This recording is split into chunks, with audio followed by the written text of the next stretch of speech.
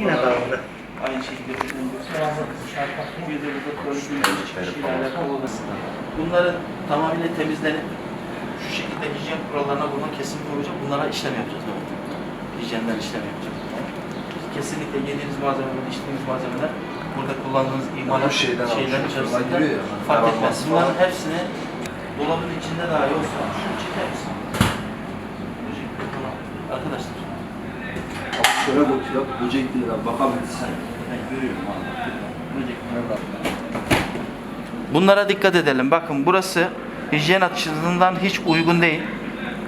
Buranın temizliğine gördüğümü söylüyor. Ben geldiğimde burada hijyen kurallarına uymadığınız, belirli şartlar var, onları uygulamadığınız, oradaki tepsilerin aynı şekilde kirli olduğu, buradaki malzemelerin, çıkardığınız ürünlerin üzerinde herhangi bir fiyat etiketinin olmadığı, vatandaşın bunları görmediğini görüyor.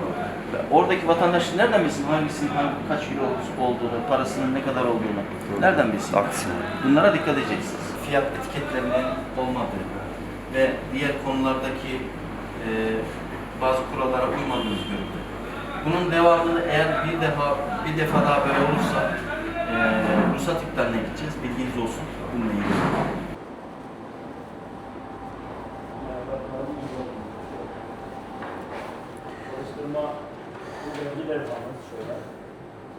Yani gezdiğimiz işletmelerin içerisinde sağlık kurallarına yani dikkat ediyorsunuz. Bizim de gördüğümüz kadarıyla öyle. Bunların üzerleri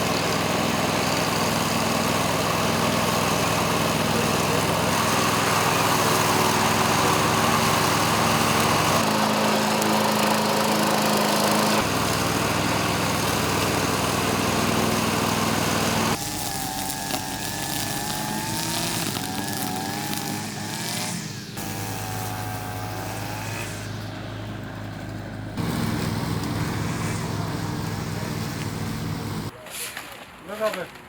Gel abi, paracını bırak gel.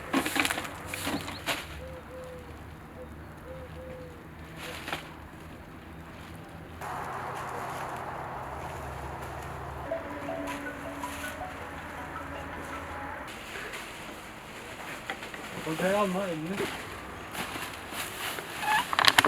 Burada. Oradan göremem, buradan önce gördüm.